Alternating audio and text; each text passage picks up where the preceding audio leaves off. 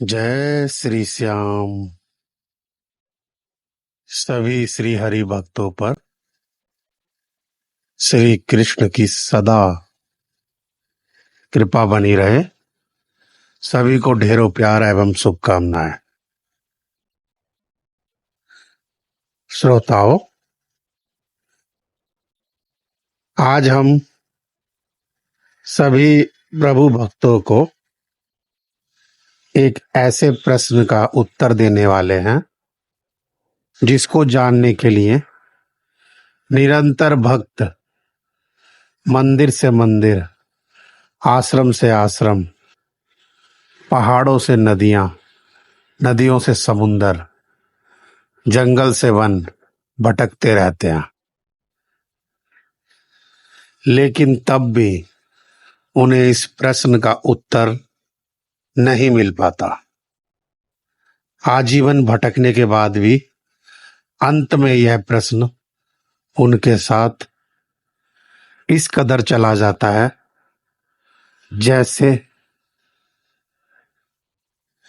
जैसे उनके साथ कोई माया जाल या छलावा हो गया हो।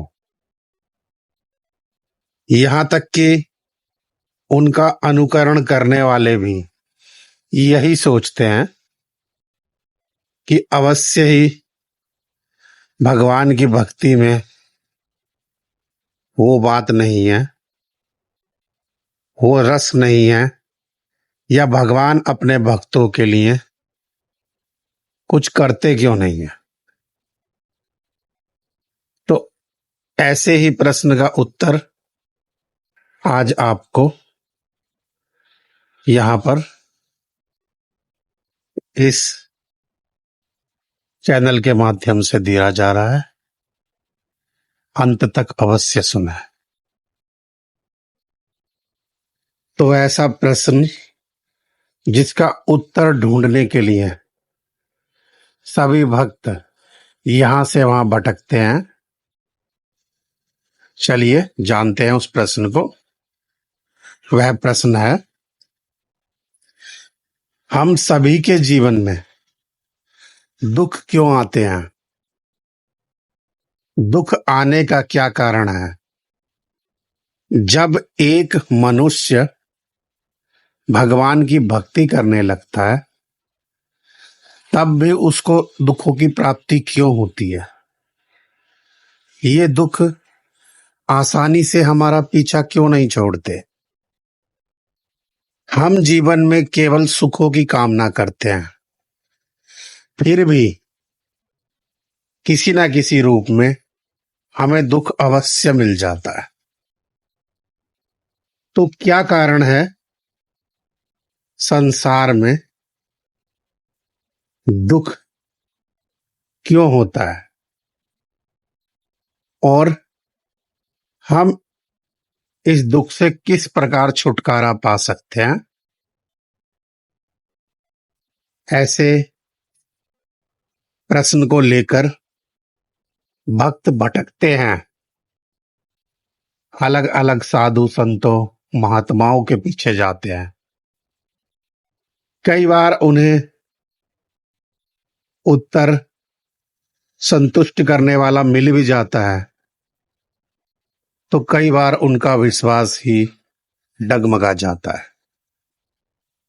तो चलिए जानते हैं। सभी मनुष्य यही जानना चाहते हैं कि दुख हमें क्यों मिलता है और दुख से कैसे बचा जाए। तो सबसे पहले हमें समझना होगा कि हमें बनाया किसने है। हम हमेशा ये सोचते हैं कि हमें प्रभु ने बनाया, भगवान ने बनाया, ईश्वर ने बनाया, हम ईश्वर की संतान हैं। परंतु हम कभी भी इस बिंदु की ओर ध्यान नहीं देते कि ईश्वर ने हमें नहीं बनाया, अपितु ईश्वर ने संपूर्ण सृष्टि की रचना की है। हम सोचते हैं कि भगवान ने हमें बनाया, फिर हमें दुख क्यों देता है। परंतु हम भूल जाते हैं कि भगवान ने न केवल मनुष्य को बनाया, अपितु संपूर्ण सृष्टि,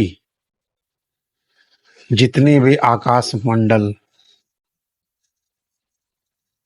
जितने भी तारे, सौर मंडल, आकाश गंगाएं, ग्रह, नक्षत्र, पृथ्वी पर विचरने वाले सभी जीव जंतु, कीड़े मकोड़े, विषाणु, सूक्ष्म जीव, पेड़ पौधे, सभी ईश्वर की कृति हैं। ईश्वर ने ही इन सभी का निर्माण किया है। हम सभी ईश्वर की सृष्टि की मात्र इकाई हैं। उसका हम एक लघु अंग हैं। हम स्वयं को बहुत वर्चस्व देते हैं, मनुष्य को श्रेष्ठ साबित करना चाहते हैं, मगर फिर से ध्यान रहे, ईश्वर ने केवल मनुष्य को नहीं बनाया, अपितु संपूर्ण सृष्टि को बनाया। ये सारी सृष्टि परमात्मा की ही बनाई हुई है। उसी परमपिता परमेश्वर का आविष्कार है यह सृष्टि। हम सभी को हमारे जीवन में कुछ ना कुछ कार्य दिए गए हैं। ईश्वर का जो उद्देश्य है इस संपूर्ण सृष्टि को बनाने का, उसकी माया को समझना कठिनतम कार्यों में है। इसको समझने के लिए जीवन भर तपस्या भी की जाए तो भी मनुष्य मात्र केवल उसका एक अंश ही प्राप्त कर पाता है। मनुष्य को प्रभु ने बनाया है, लेकिन कर्म करने की स्वतंत्रता भी दी है। हम कर्म करते हैं स्वतंत्र रूप से और अज्ञानतावश अपने कर्म की वजह से, या यूं कहिए कुकर्मों की वजह से, सृष्टि के संतुलन को बिगाड़ते हैं। इस संतुलन के बिगड़ने से ही दुखों एवं पापों का जन्म होता है। अगर हम सभी अपने कर्मों को ईमानदारी एवं निस्वार्थ भावना से करते रहें तो जीवन में दुखों का अंबार कभी भी नहीं लगेगा। श्रीमद् भगवत गीता में भगवान श्री कृष्ण ने बार बार कर्म करने के महत्व को उजागर किया है।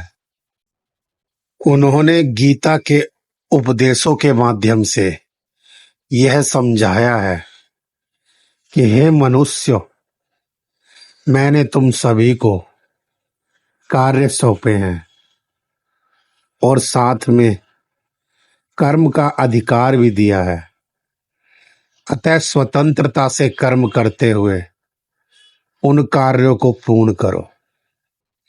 ऐसा करने से जीवन में सफलता प्राप्त होगी और कभी भी दुखों का मुख नहीं देखना पड़ेगा। श्री कृष्ण ने बार बार मनुष्य को निस्वार्थ रूप से कर्म करने के लिए प्रेरित करा है। उन्होंने भक्ति के पथ पर चलने के लिए भी अगर कहा है तो वह भी निस्वार्थ भाव। निस्वार्थ भाव के साथ ही जब आप भक्ति करते हैं तो आपके द्वारा किए गए पाप जो कि दुख के रूप में आपको मिलने वाले थे, नष्ट हो जाते हैं। चलिए इसको एक वैज्ञानिक उदाहरण के साथ समझते हैं। आधुनिक युग में हम सभी अपने अपने घरों को साफ सुथरा रखते हैं, चमकाते हैं, कूड़े करकट को घर से निकालते हैं। परंतु क्या कभी आपने सोचा है, ये कूड़ा करकट इसी सृष्टि, इसी संसार का अंग है। हम अपने घर को साफ सुथरा करने के चक्कर में इस कूड़े करकट को घर से निकालते हैं। सफाई कर्मचारी इस कूड़े को ले जाकर बड़े कूड़ेदान में डाल देते हैं।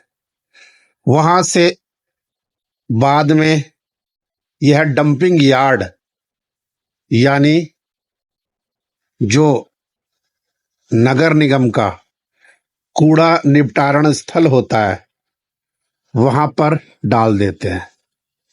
लेकिन क्या आपने कभी सोचा, ऐसा करने से हम तो ये समझ बैठते हैं कि हमारा घर साफ हो गया, हमने उस क्षेत्र को चमका लिया, लेकिन वह अंश, वह कूड़ा, वह करकट अब भी कहीं ना कहीं पड़ा है और एकत्रित होता जा रहा है, इकट्ठा होता जा रहा है। हमारी उस सफाई की प्रक्रिया की वजह से कूड़े का जन्म हुआ, अन्यथा वह कूड़ा भी हमारे इसी संसार का हिस्सा था, अंश था। लेकिन हमने जब उसे साफ किया, जिसमें छिलके, रैपर्स, अन्य अवशिष्ट पदार्थ होते हैं, जिनको हम कूड़े की फॉर्म में घर से विदा कर देते हैं, लेकिन वही सड़े गले अवशिष्ट पदार्थ एक बहुत बड़े पहाड़ का रूप धारण कर लेते हैं। और यही पहाड़ हमारे द्वारा किए गए पापों की वजह से पैदा हुआ दुख का पहाड़ है, जिसका निपटारण करना अनिवार्य है। अन्यथा हमें तो ऐसा लगता रहेगा कि हम कर्म बहुत अच्छे कर रहे हैं, हमारा कमरा साफ है, हमारा क्षेत्र साफ है, परंतु कहीं ना कहीं हमारे कर्मों के द्वारा किए गए पापों की वजह से यह दुख लौटकर हम ही को प्राप्त होता है। अतः हमें सोचना होगा इसके निपटारण की व्यवस्था के बारे में। वैज्ञानिक रूप से इसके निपटारण का कार्य विभिन्न संस्थाओं के ऊपर है। वे चाहे तो अपना कार्य करके इस प्रकार के अपशिष्ट कूड़े करकट का निपटारण कर सकते हैं। उसी प्रकार हम भी भक्ति, दान, जप और तप के माध्यम से अपने द्वारा पैदा किए गए दुखों के पहाड़ को निरंतर कम कर सकते हैं। और साथ में हमें यह भी ध्यान रखना है कि जो भी कर्म हम करते जा रहे हैं उसको निरंतर अपने इष्ट देव, अपने प्रभु को समर्पित करते जाएं और स्वयं को मात्र प्रभु का सिपाही या मुहरा समझकर ही कार्य करें। अपने अंदर मैं अर्थात अहंकार को ना आने दें, क्योंकि जब भी हम अपने हिसाब से सोचकर कार्य करेंगे तो कार्य ठीक हो भी सकता है, परंतु जिस कर्म को हम करेंगे उसकी वजह से अपशिष्ट पदार्थ, कूड़ा करकट पाप के रूप में इकट्ठा होता जाएगा और वही बाद में किसी भी तरह हमें प्राप्त होगा दुख के रूप में।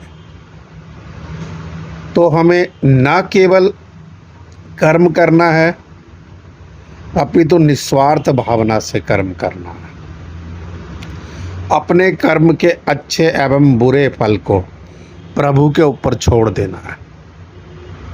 अपने अपने इष्ट श्री हरि के ऊपर छोड़ दीजिए।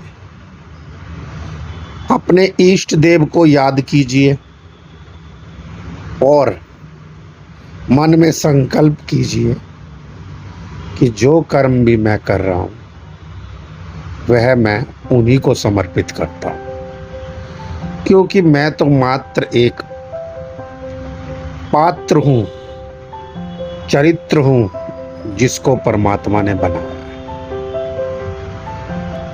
चलिए महाभारत में ही एक और पात्र के द्वारा इस बात को पूरी करते हैं। भगवान श्री कृष्ण ने बार बार कर्म की ओर ध्यान दिलाया है। एक तरफ उन्होंने अर्जुन के दिव्य यश एवं कीर्ति के लिए कार्य किया, दूसरी ओर उन्हीं श्री कृष्ण ने सब कुछ जानते हुए भी अपने भांजे वीर अभिमन्यु को मृत्यु के मुंह से नहीं बचाया, क्योंकि अभिमन्यु को दिया गया पात्र, अभिमन्यु के द्वारा खेला जाने वाला चरित्र वहीं तक सीमित था। इसीलिए सभी प्रकार के सुख अभिमन्यु ने लघु अवस्था में ही भोग लिए। जहाँ एक तरफ सभी पांडव दीर्घ काल तक जीवित रहे, वहीं आपने देखा वीर घटोत्कच, वीर अभिमन्यु लघु जीवन काल में ही अपने कार्य को पूर्ण करके समाप्त हो गए। भगवान श्री कृष्ण को सब कुछ पता था, लेकिन उन्हें पता था कि इनके साथ क्या होना है, पर उन्होंने ही यह कार्य इन पात्रों को सौंपा था। अतः वे सभी स्वर्ग को प्राप्त हुए। तो बिना किसी से अपने आप की तुलना किए, बिना किसी से कंपेयर किए हमें कर्म करना होगा। हमें ये नहीं सोचना कि सभी अर्जुन हैं। हमें बस अपने आप को दिए गए कर्म को करना है।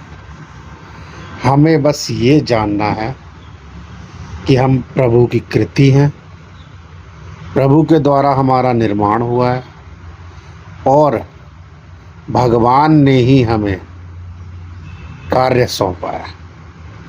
हमें बुद्धि और ज्ञान भी दिया है प्रभु ने।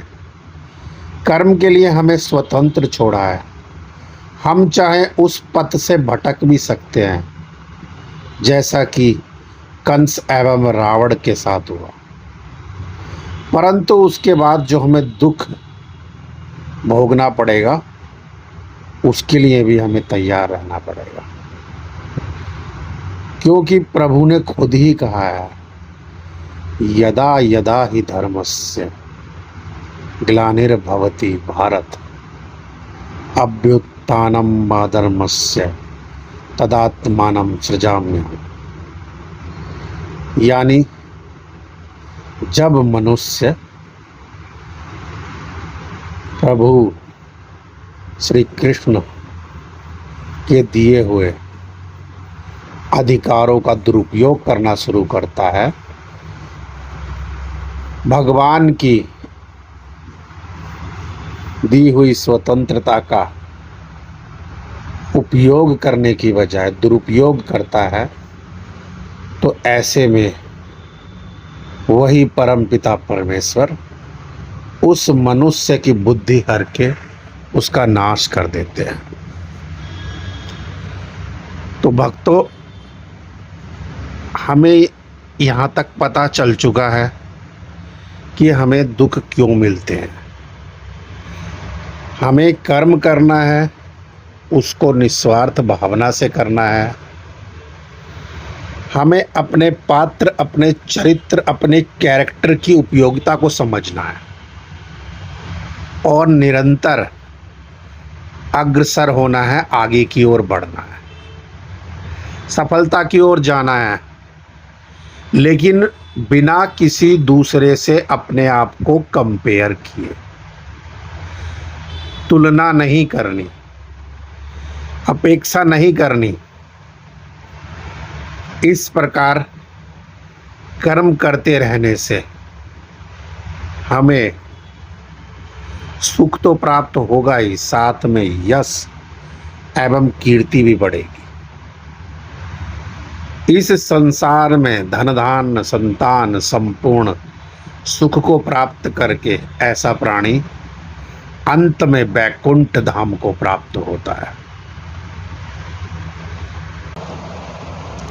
तो आज ही प्रण कीजिए कि अपने सुकर्मों के माध्यम से निरंतर अग्रसर रहेंगे, आगे बढ़ेंगे, प्रभु की भक्ति करेंगे, किसी के साथ तुलना किए बगैर, और पाप को अपने समीप भटकने भी नहीं देंगे।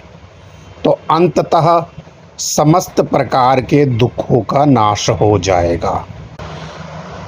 तो सभी मेरे साथ बोलिए, जय श्री श्याम, श्री हरि विष्णु की जय।